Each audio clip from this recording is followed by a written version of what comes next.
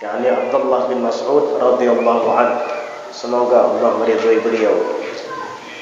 Kata Abdullah bin Mas'ud, as-salatu mikyalun, salat itu ibarat takaran.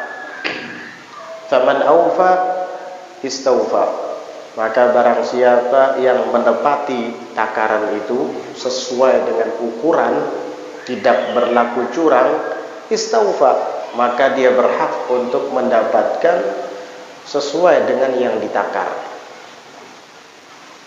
Wa man taffafa, dan barang siapa yang curang, culas di dalam menakar, faqad alima ma qala Allahu wailul lil mutaffifin, maka sungguh orang itu telah mengetahui apa yang Allah Ta'ala firmankan mengenai orang-orang yang curang. Apa kata Allah di dalam Al-Quran? Allah berfirman, wailul lil mutaffifin, celaka, neraka wail bagi orang-orang yang mutaffifin, yaitu curang.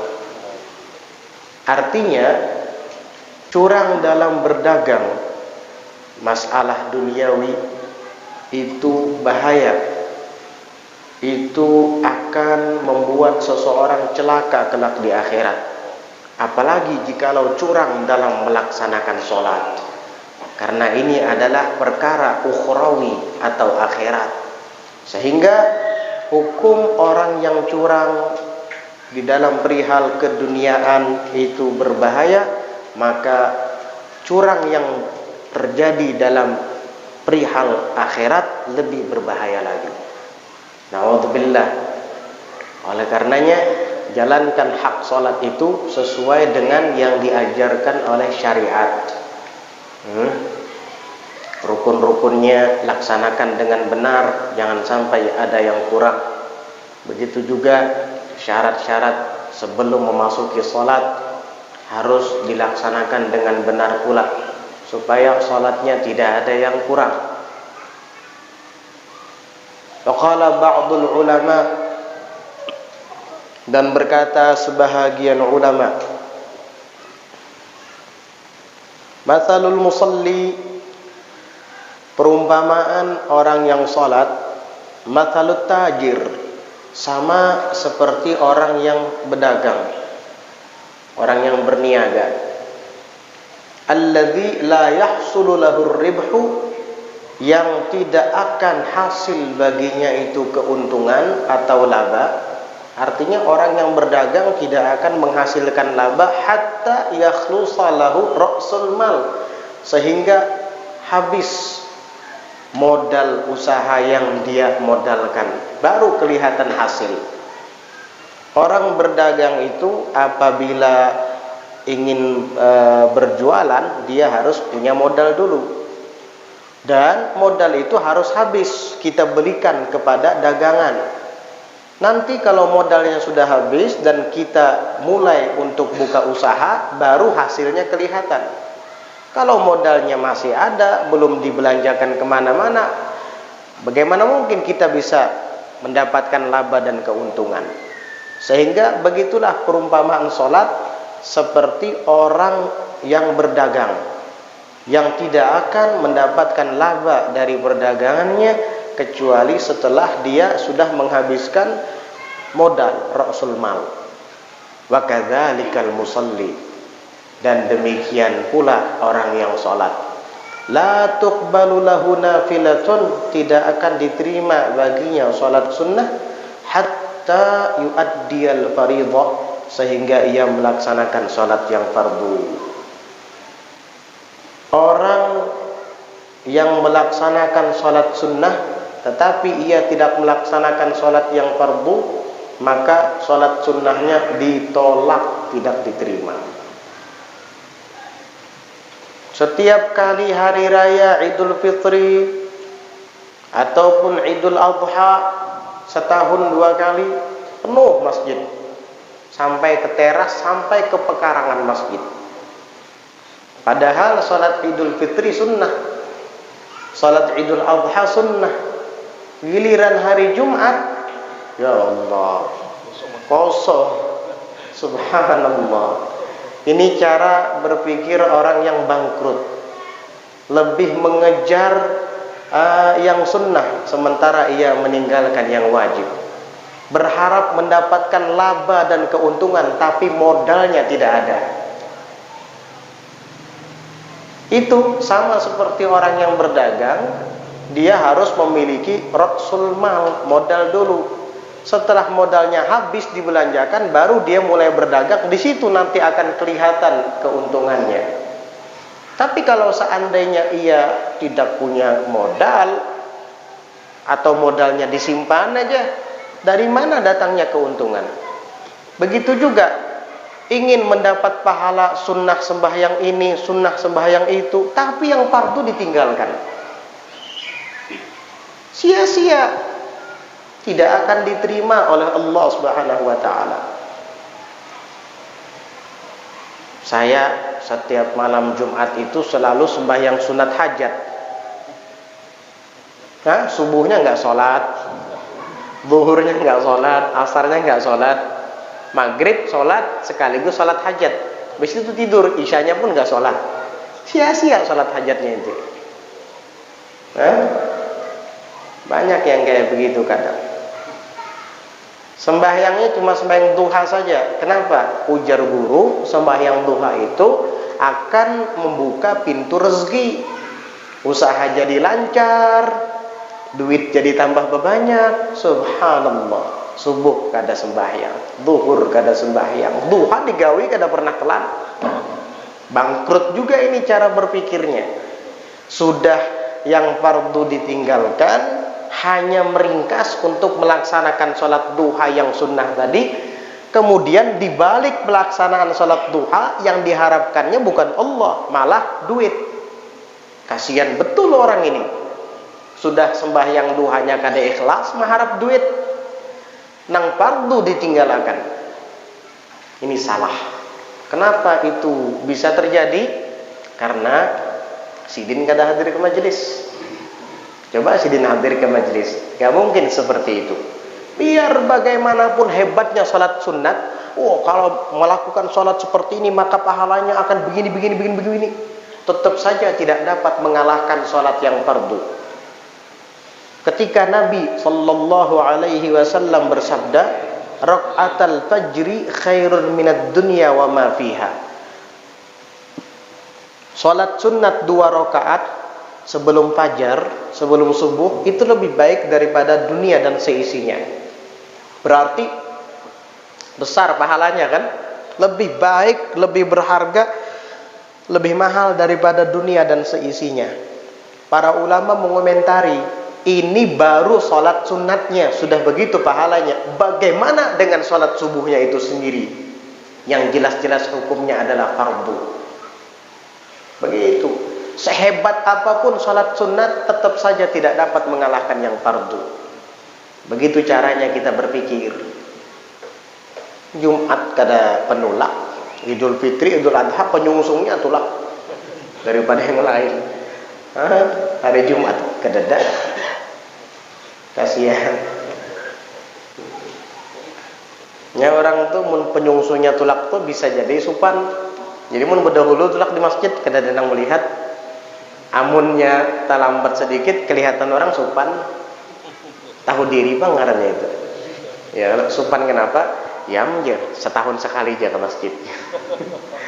Ya nang musung-musung tulak pak. Kaum aja belum takbiran laginya sudah ada di buncu masjid. Kasihan. Jadi ingat, sembahyang fardu itu diutamakan daripada sembahyang sunnah. Biar bagaimanapun, fardu diutamakan. Jangan sampai yang fardu ditinggal, sementara yang sunnah dikerjakan. Wakana Abu Bakrin radhiyallahu anhu yaqul, adalah Sayyidina Abu Bakar radhiyallahu anhu, semoga Allah meridhai beliau, yaqul, pernah mengatakan, idza hadaratis shalah, apabila sudah tiba waktu salat, qumu ila nari rabbikum, bangunlah kalian semua menuju api Tuhan kalian allati auqattumuha, yang telah kalian nyalakan. Atfi'uha, maka padamkanlah api itu. Ini yang biasa diserukan oleh Sayyidina Abu Bakar As-Siddiq radhiyallahu anhu wa arda ketika masuk waktu sholat. Kata Sayyidina Abu Bakar, ayo kalian berdiri semua, datangi api Tuhan kalian yang telah kalian nyalakan itu dan padamkan ia. Maksudnya apa? Maksudnya berdirilah mendatangi api-api Tuhan kalian yang kalian nyalakan. Maksudnya dosa-dosa kalian yang kalian perbuat kepada Tuhan kalian itu akan menjadi api. Datangi api itu dengan cara bagaimana? Dengan cara memadamkannya melalui ibadah sholat. Artinya sholat yang kita lakukan itu akan meruntuhkan dan melebur segala dosa-dosa yang kita perbuat. Oleh karenanya, apabila kita melakukan dosa dan kesalahan, dianjurkan untuk sholat sunnah. Namanya sholat sunnah taubat. Kan begitu. Karena apa? Dosa itu pada hakikatnya adalah api. Maksiat itu pada hakikatnya adalah api.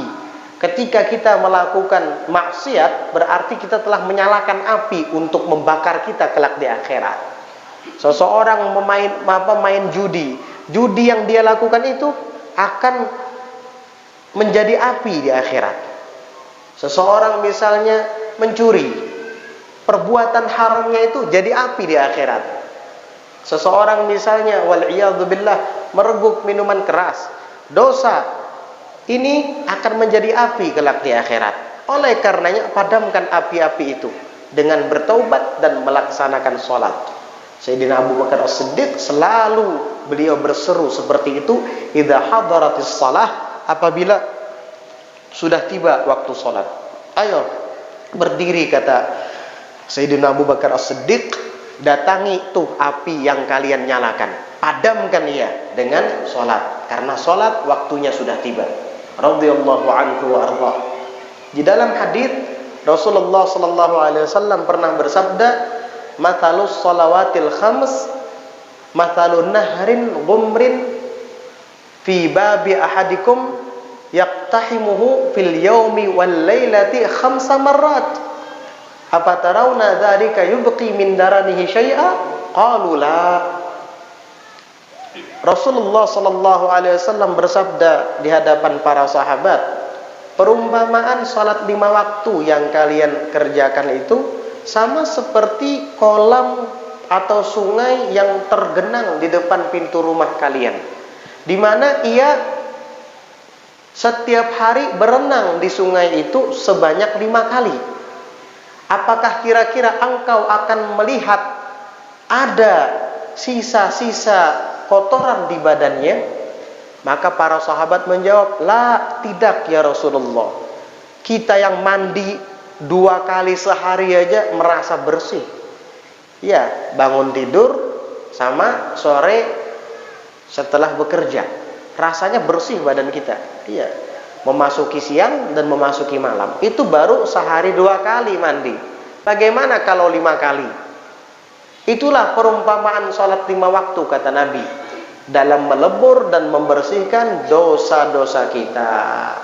Makanya sangat keliru besar ketika ada orang mengatakan, aku kena aja sembahyang masih kotor lagi, masih rigat lagi, belum pantas lagi. Loh, justru ketika kamu merasa kotor, merasa rigat dengan dosa-dosa itu, dibawa sembahyang supaya bersih. Nah terus kalau kamu merasa dirimu penuh noda dan dosa, penuh kotoran, gak sembahyang gitu, ya tambah kotor. Kalau kita merasa tubuh kita kotor, mestinya kita mandi. Ayolah kasih mandi, jangan aja dulu, awakku bau lagi, awakku rigat lagi. Loh, ayo dibawa mandi supaya bersih, bukan malah tidak mandi, tambah bau kamu. Iya, tambah bau. 2-3 hari nggak mandi-mandi, bau kambing nanti. Iya. Orang supaya badan bersih, nggak bau, ya bau mandi. Begitu juga supaya dosa-dosa dan kotoran serta noda yang ada di tubuh kita, di dalam hati kita itu hilang, bawa sholat. Maka itu akan menghilangkan segala noda-noda dan kesalahan kita. Baru kita mengambil air wudhu, seiring dengan berjatuhannya air wudhu itu dari anggota tubuh kita, maka sebanyak itu pula dosa-dosa akan luntur dari badan kita. Belum lagi ditambah dengan sholat. Ketika kita berdiri mengucap takbir, berapa dosa itu yang hancur. Ketika kita ruku, berapa hijab yang dikoyak antara kita dengan Allah Ta'ala. Ketika kita sujud, berapa derajat yang ditinggikan oleh Allah SWT. Tapi sayang sekali, kamu setiap hari gak pernah sujud, gak pernah ruku, gak pernah sholat. Akhirnya dosa semakin hari semakin menumpuk. Akhirnya apa? Hijab semakin hari semakin tebal. Akhirnya apa? Derajatmu semakin hari semakin turun. Meninggal dunia dalam keadaan seperti ini, na'udzubillah, bakal su'ul khotimah nantinya. Derajat sudah tidak tinggi, tambah rendah, semakin hari semakin ke bawah. Hijab semakin tebal, pantas tidak pernah merasakan ruhnya agama, tidak pernah merasakan nikmatnya agama. Hijab semakin tebal, dosa semakin menumpuk, pantas selalu saja hati itu cenderung kepada perbuatan haram dan tidak pernah terpanggil untuk menghadiri tempat-tempat yang baik. Itu juga kadang terlalu banyaknya dosa. Nah, inilah faedahnya apabila kita rajin hadir ke majelis taklim. Jadi tahu kita sebab-sebabnya. Kenapa selama ini saya hanya kenal nama saja agama Islam, tapi tidak pernah merasakan kenikmatan dan kelezatannya. Katanya Islam itu lezat. Islam itu hakikatnya adalah iman. Di dalam hadis Rasulullah sallallahu alaihi wasallam bersabda, "Dzaqa ta'mal iman man radiya billahi rabba wa bil islami dina wa bi Muhammadin nabiyya." Akan mencicipi rasa manisnya iman. Nabi yang mengatakan ini. Berarti iman itu ada rasanya. Bukan hanya sekedar ucapan, saya beriman. Merasa nggak kamu? Sudah pernah merasa nikmatnya iman? Nabi yang bilang, "Dzaqa", akan merasa, mencicipi ta'mal iman, rasa iman. Berarti iman itu ada rasanya. Bukan hanya sekedar ungkapan. Bukan hanya sekedar hafalan. Rukun iman ada 6. Iman kepada Allah dan akhir. Bukan itu. Itu hafalan. Tapi rasanya ada nggak? Pernah rasa nggak? Selama kita tidak ridho dengan Allah sebagai Tuhan, tidak akan pernah merasakan itu. Atau dengan Islam sebagai agama, tidak akan pernah merasakan itu. Atau tidak ridho dengan Nabi Muhammad sebagai Rasulullah, utusan Allah, kita tidak akan pernah merasakan nikmatnya iman itu. Iya. Karena Nabi yang mengatakan dzaqa ta'mal iman, orang yang merasa manisnya iman adalah man radiya billahi rabba. Orang yang ridho dengan Allah sebagai Tuhannya. Sehingga dia tidak lagi mendewa-dewakan makhluk, mendewa-dewakan harta, mendewa-dewakan jabatan.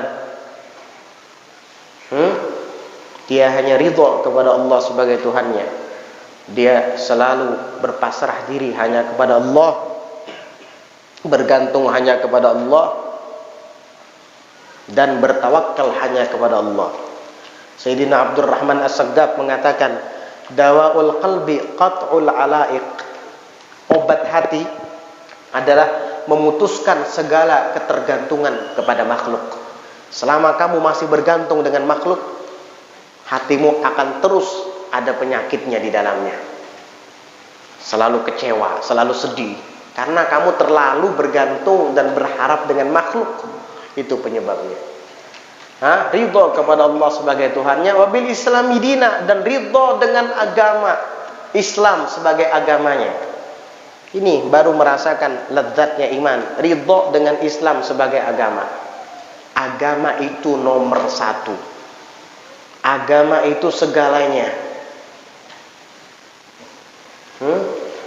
Siapa bilang orang itu kalau mau damai, tentram, bukan agamanya, akhlak dengan budayanya? Ada yang bilang kayak gitu kemarin. Loh, terus ngasih contoh, tuh negara Arab 40 tahun selalu terjadi peperangan, pertumpahan darah, enggak damai-damai. Padahal mereka tuh mengerjakan rukun iman, rukun Islam. Loh, jadi akhlak yang penting sama budaya. Kamu kayak nggak ngerti aja. Emang agama itu, emang akhlak itu bukan bahagian dari agama apa? Agama itu kosong dari akhlak apa? Justru akhlak itu bahagian dari agama. Kalau bukan karena agama, mana mungkin ada akhlak? Lihat kaum jahiliyah terdahulu. Kehidupan tanpa ada undang-undang agama seperti kehidupan binatang. Yang kuat menindas yang lemah. Ya, kebatilan merajalela. Tapi begitu datang agama Islam, diatur semuanya. Disitulah adanya akhlak. Agama ini mengajarkan akhlak. Akhlak bahagian dari agama. Agama itu lebih umum daripada akhlak. Ini akhlak, budaya, agama ditendang sama dia. Mau dibikin apa Islam di Indonesia kalau kayak begitu cara berpikirnya? Apalagi kadang yang bicara orang terpandang. Kasihan, bingung umat jadinya. Na'udzubillah. Rasulullah sallallahu alaihi wasallam diutus oleh Allah ke dunia ini membawa agama Islam. Di antara misi penyebaran agama Islam apa kata Nabi? Innama bu'ittu liutammima makarimal akhlak. Saya ini sesungguhnya diutus untuk menyempurnakan kesempurnaan akhlak, keluhuran akhlak. Berarti di antara misi keagamaan adalah menyempurnakan akhlak. Berarti akhlak bahagian dari agama. Orang anak muda disuruh menghormati yang lebih tua. Seorang anak disuruh menghormati orang tuanya. Itu yang mengajarkan kita siapa itu? Agama bukan? Wala taqul lahuma uffin wala tanharhuma wa qul lahuma qaulan karima. Agama yang menyuruh kita untuk menghormati ibu dan bapak kita, sehingga tidak boleh kita membentak keduanya. Jangankan membentak, mengucapkan kalimat uff, kalimat cah, kalimat-kalimat yang tidak sopan itu dilarang. Kita disuruh untuk mengucapkan qaulan karima, perkataan yang mulia. Siapa yang mengajarkan itu supaya kita berakhlak dan hormat kepada ibu dan bapak kita kalau bukan agama? Terus siapa yang mengajarkan anak muda harus menghormati yang lebih tua dan yang lebih tua harus menyayangi yang lebih muda? Ini bahagian dari akhlak, adab. Apa yang mengajarkan akhlak dan adab ini? Agama. Nabi SAW bersabda, "Laisa minna man lam yarham saghirana wa lam yuwaqqir kabirana wa fi riwayatin wa yuwaqqir kabirana." Bukan bahagian dari kami, kata Nabi, orang yang tidak menyayangi yang lebih kecil darinya, yang lebih muda darinya. Itu bukan bahagian dari kami. Dan tidak menghormati yang lebih dewasa atau lebih tua darinya. Akhlak bahagian dari agama dan tidak bisa dipisah dari agama. Kenapa kamu mengatakan, "Oh, yang penting akhlak dan peradaban atau budaya, agama nomor sekian"? Oh, nggak penting. Oh, buktinya tuh di Arab 40 tahun gak pernah damai, terjadi peperangan, pertumpahan darah. Emang agama ada mengajarkan pertumpahan darah? Emang agama memperbolehkan peperangan antara umat Islam sesama muslim? Sejak kapan agama mengajarkan itu? Peperangan ketika terjadi di dalam satu daerah, jangan salahkan agamanya. Salahkan oknumnya, salahkan orangnya yang tidak menjalankan hukum agama. Jadi itu, orang seperti ini gak akan pernah merasakan nikmatnya iman kalau punya mindset, pola berpikir seperti itu. Hati-hati.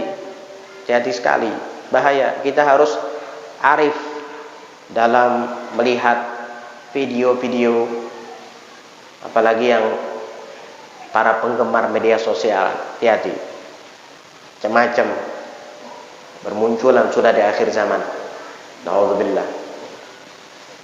Kalau kita enggak teliti, enggak bijak, terpengaruh. Oh betul juga, oh betul juga. Apanya yang betul? Ente nggak mikir, makanya ente bilang betul. Coba mikir sedikit. Betul nggak perkataan dia itu? Sesuaikan dengan agama, sesuaikan dengan hadis, dengan Quran. Jangan mentang-mentang, oh ini tokoh umat Islam terbesar misalnya. Oh ini tokoh, jangan dijadikan patokan itu. Tapi disiplin keilmuannya itu yang harus dijadikan patokan. Hatta orang besar, tokoh agama terkemuka misalnya, tapi kalau omongannya salah ya salah. Bikin bingung kadang-kadang. Waqala sallallahu alaihi wasallam, innamas salatu tamaskunun wa tawadhu'un wallahu a'lam bis-shawab. Insyaallah kita akan lanjutkan di pelajaran berikutnya mengenai pembahasan salat. InsyaAllah pembahasan sholat yang dijelaskan oleh Nabi Sallallahu Alaihi Wasallam bahwa ia adalah tamaskunun wa tawadhu'un, yaitu merasa hina dan merasa merendah diri di hadapan Allah Subhanahu Wa Taala. InsyaAllah kita akan lanjutkan di pelajaran-pelajaran berikutnya. Mungkin untuk malam hari ini majelis taklim bulanan kita tutup dulu karena sudah menjelang nisfu Sya'ban dan kemudian bulan suci Ramadan. Mudah-mudahan Allah berkahi kita di penghujung bulan Rajab ini dan di bulan Sya'ban ini juga mudah-mudahan Allah sampaikan kita untuk dapat bertemu dengan bulan suci Ramadan dan memberikan taufik kepada kita untuk dapat menghidupkannya dengan sholat, dengan puasa, dan rajin membaca Al-Quran serta amal-amal soleh lainnya. Amin Allahumma amin. Ada pertanyaan nih, apa hukum berhutang uang ke bank untuk modal usaha? Ini pertanyaan berulang kali sering terjadi. Hukum meminjam uang ke bank konvensional atau ribawi haram. Jangan ditawar-tawar lagi. Selesai. Nanti kalau nyari kaul-kaul, ya ada aja ulama-ulama yang syad, ulama-ulama yang tidak bisa dijadikan hujah. Ibaratnya bahasanya itu lemah. Kalau kita sedang larut di air, ini ada rumput, ini ada batang pohon. Kita mau berpegang di rumput apa di batang pohon? Hah? Kenapa nggak berpegang di rumput saja?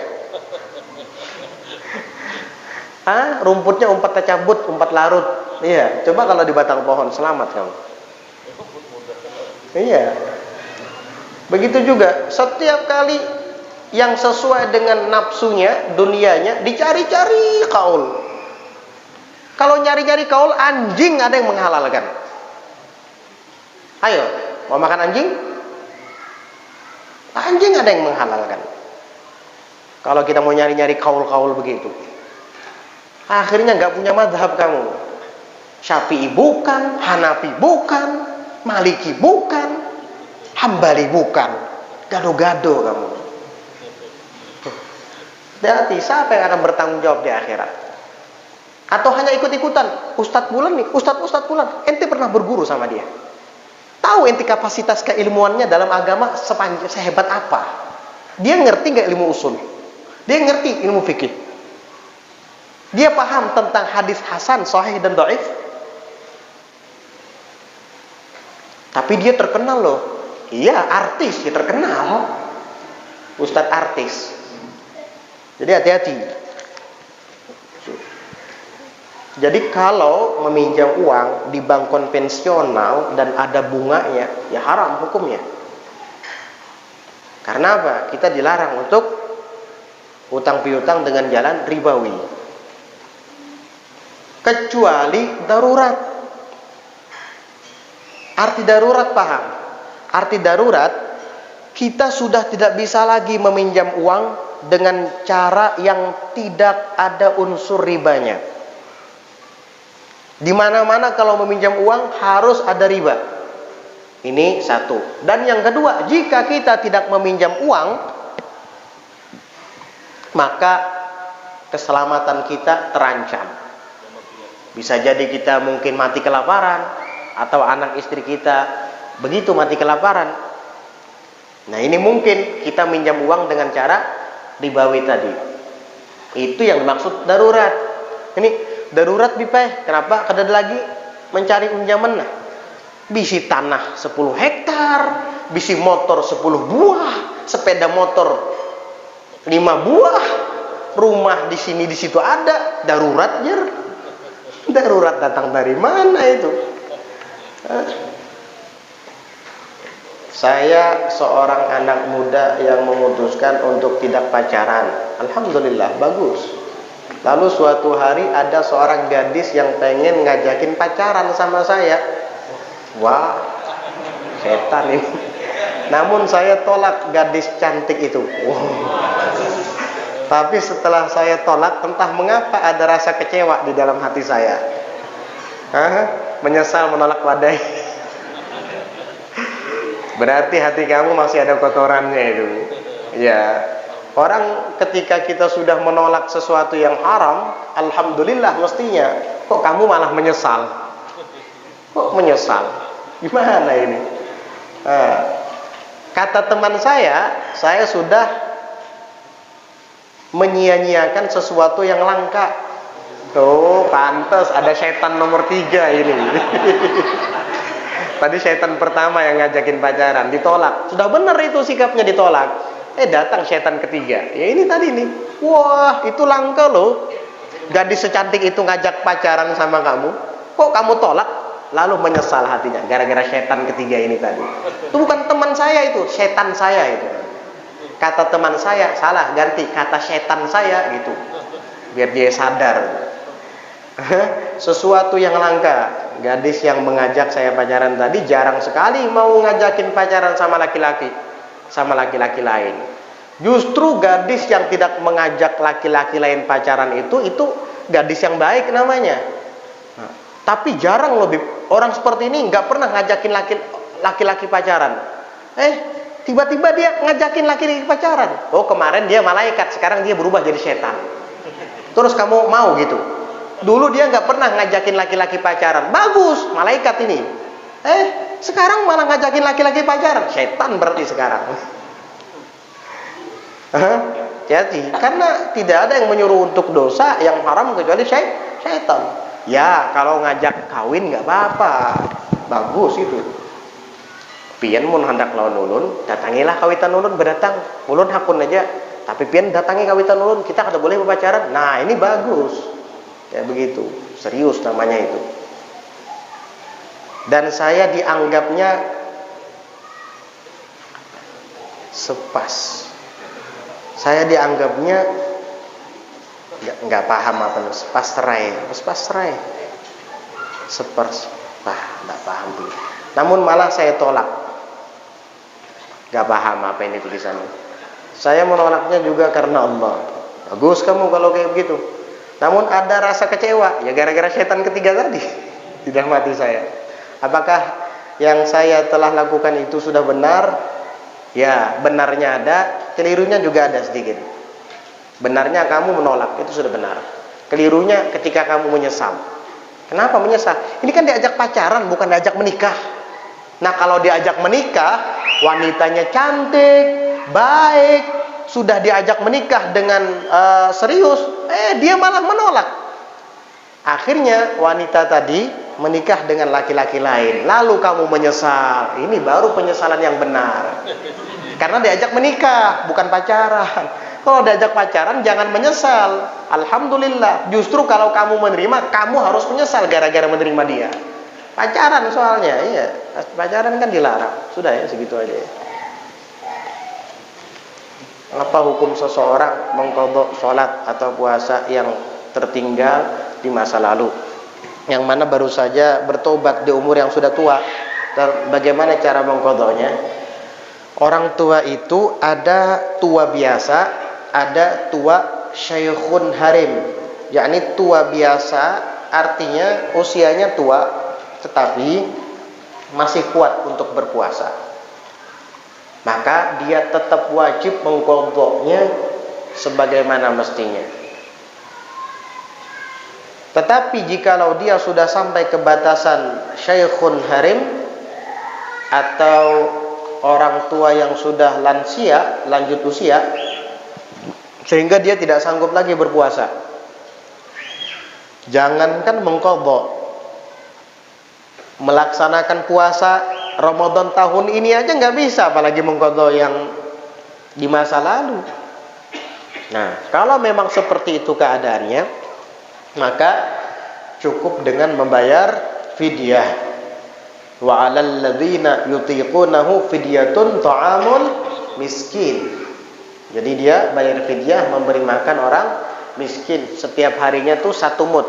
Maksudnya batasan sehari itu kadar 1 mud, bukan setiap hari 1 mud ngasih orang. Enggak apa-apa, nanti aja setelah berlalu bulan Ramadan misalnya, baru kita kumpulkan 30 mud dan kita berikan kepada fakir dan miskin. Gak apa-apa seperti itu. Kadang ada yang salah persepsi, berarti setiap hari menyiapkan baras, semut dikasih ke orang. Ini besok siapkan lagi dikasih seorang. Ribet kayak gitu, mending kumpulkan aja sekalian. Ya. 1 mud itu berapa sih? Kurang dari seliter. Anggaplah seliter sudah. Sebab pun pian nukar di toko baras, nukar baras kan 1 mud, kada ada yang menjuali. Karena ada yang tahunya. Tapi kalau nukar ya 1 liter. Anggaplah 1 liter itu 1 mud, dan itu sudah lebih baik lebih daripada kurang, kan begitu. Sudah ya, itu aja ya. Wallahu a'lam bissawab. Mudah-mudahan Allah Ta'ala senantiasa selalu memberkahi kita, merahmati kita, dan mengampuni segala dosa-dosa dan kesalahan kita dengan berkat bulan Rajab ini. Dan mudah-mudahan kita sudah banyak menanam amal-amal soleh, dan kita akan terus memeliharanya, merawatnya, menyiram dan memupuknya di bulan Sya'ban ini, sehingga nanti di bulan Ramadan kita akan merasakan amal kita yang kita lakukan di bulan Rajab. Kita akan panen insyaallah di bulan Ramadan nanti. Amin Allahumma amin. Ulun ucapkan minta halal, minta ridho. Mudah-mudahan kita nanti bisa bertemu lagi di pelajaran-pelajaran berikutnya dalam keadaan baik dan lebih baik lagi. Mudah-mudahan diangkat oleh Allah segala macam bala bencana, mara bahaya, wabah penyakit dan virus-virus, terutama COVID-19, diangkat dari Allah, dari perkampungan umat Islam dimanapun berada, dan daripada dunia ini semuanya insyaallah. Amin Allahumma amin. Ala hadhihi niyyah wa ala kulli niyyatin salihatin jami'atin syamilah li khairatid dunya wal akhirah wa ila hadratin nabiy Muhammadin sallallahu alaihi wa ala alihi wa sahbihi wasallam.